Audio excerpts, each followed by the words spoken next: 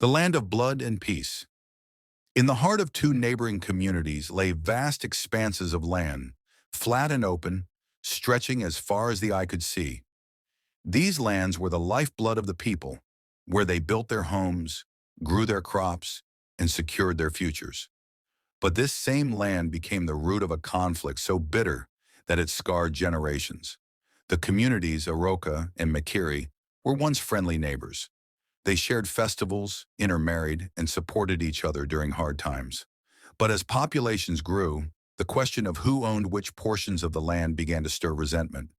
At first, the arguments were mild, heated debates during meetings under the community tree. But as tensions rose, accusations turned into threats, and threats turned into violence. The first burial. One day, a group of Aroka farmers ventured into a piece of land Mekiri claimed as theirs. The men from Mekiri, angered by what they saw as trespassing, captured the farmers.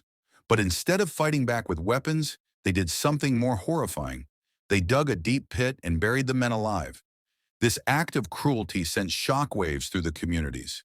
Aroka, enraged by the burial of their people, retaliated by doing the same. Whenever they caught someone from Mekiri on disputed land, they buried them alive as a warning. Soon this terrifying act became a symbol of revenge, fear, and hatred. Both communities began capturing and burying each other, turning the fertile lands into silent graves. The spiral of violence. What started as isolated incidents spiraled into chaos. Innocent people were caught in the crossfire, farmers working their fields, travelers passing through, even children playing too far from home. The killings and burials became so common that people lived in constant fear. At night, the cries of grieving families filled the air, and by day, the sight of fresh mounds of earth marked the land like scars. Both Aroka and Mekiri became consumed by their hatred. Brothers turned against brothers, and entire families were wiped out. The land they fought so fiercely over became a place of death, no longer rich with crops, but stained with blood. The breaking point.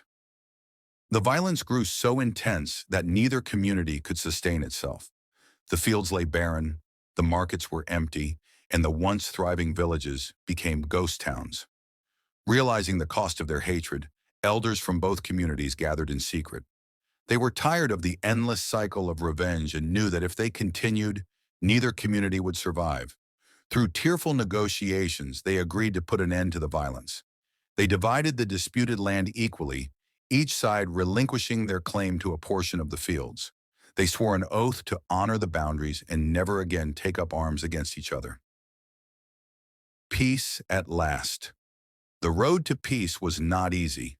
Memories of the violence lingered, and it took years for trust to rebuild. But slowly the communities began to heal.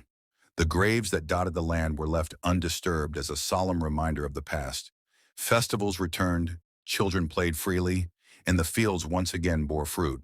Today, the story of Aroka and Mekiri is told to remind people of the dangers of greed and hatred. The land that once divided them now unites them, a testament to the power of reconciliation. And though the scars remain, so does the lesson. Peace is always worth fighting for.